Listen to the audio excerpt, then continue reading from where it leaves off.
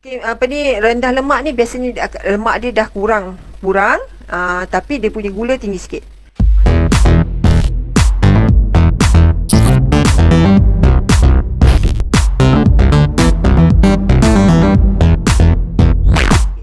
Manakala susu yang skim milk ni adalah susu tanpa lemak, yang mana gula dia paling tinggi, lemak dia paling rendah.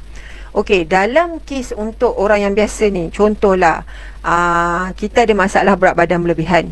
Okey, maksudnya BMI kita adalah dalam julat yang lebih daripada overweight. Okey, jadi pada ketika ini kita sarankan untuk ambil susu rendah lemak ataupun susu skim. Tapi kalau kata orang tu dia ada masalah berat badan yang terlalu rendah, maknanya dia kurus, okey, orang kata kalau angin tiup pun boleh melayang, dia macam tu kan. So yang itu kena ambil susu full cream pun tak mengapa, it's okay, jangan takut. Okey, dan yang saya sebut tadi macam susu yang Glucena, Ensure, Nutrient Optimum, Nutrient Fiber, Nutrient Diabetic, okey, Calco, Dibetasol, macam-macam benda ni banyak, range produk ni banyak dekat farmasi biasanya dijual, dan biasanya kita akan guna di orang kata hospital untuk pesakit yang ada masalah untuk orang kata makan. Maksudnya kadang-kadang makan, memang kata makan bubur yang lembut tu pun dia tak boleh habis. Dia makan setakat 1 sudu, 2 sudu, 3 sudu. Itu paling maksimum. Ataupun kadang-kadang nak menelan pun tak boleh. Even minum air tu, dia nak menelan pakai straw tu pun, air tu pun dia tak mampu nak telan, terkeluar-keluar daripada ni kan. So biasanya kita akan galakkan macam pakai tube pemakanan yang masuk tube tu kan. Okay, masuk tube. Lepas tu biasanya kita akan letak this kind of susu yang saya cakap tadi, Glucena ke Ensure ke apa semua, melalui tube. Ataupun kalau dia tak perlukan tube tapi dia masih boleh minum dengan kata tanpa terkeluar, maknanya dia boleh telan dengan baik lagi, cuma dia tak boleh makan dengan banyak, kita akan bagi susu ni sebagai orang kata bantuan supaya dia dapat mencukupkan pengambilan tenaga dia setiap hari.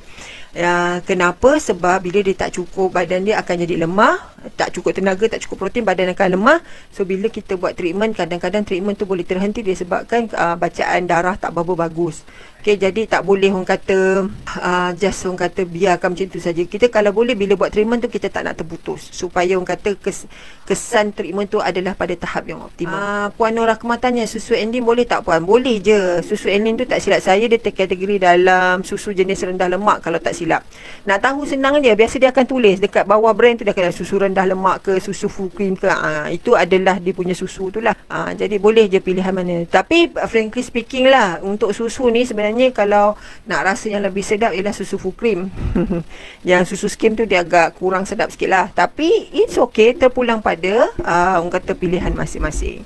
Okey, macam susu yang saya cakap tadi, macam Glucena semua tu, boleh, bukan saja boleh orang kata untuk tube feeding ataupun tube pemakanan tu, boleh je nak minum secara oral. Cuma orang kata kadang-kadang kalau dietitian, kalau kata you all jumpa dietitian, dia akan prescribe ni, dia akan suruh bancuh sekian-sekian scoop dalam berapa ratus mil untuk berapa kali satu hari. So bila dia kalau suruh minum 5 kali satu hari tu, minumlah 5 kali satu hari. Jangan you all pandai-pandai ubah suai sendiri. Sebab apa? Bila kita kata 5 kali 6 scoop contohnya, 6 scoop sekali bancuh 5 kali satu hari, kita dah kira kalori dia berapa banyak sebenarnya. So let's say kalau kata you skip 1 ataupun you skip 2 minuman, nanti lepas tu dengan cara makan you tetap sama, you still makan setakat orang kata 2-3 sudu bubur. Makan buah pun yang orang kata lembut tu pun tak sampai 2 gigit, 1 gigit sahaja.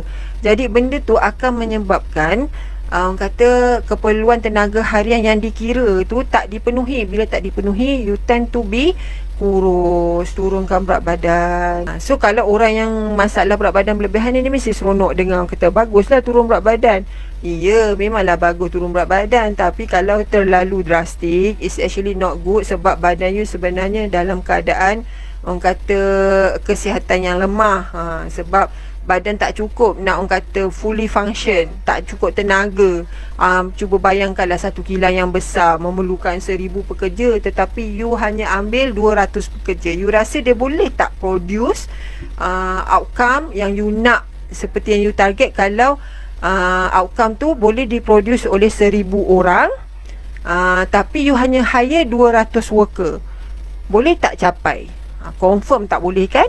Jadi jangan ni.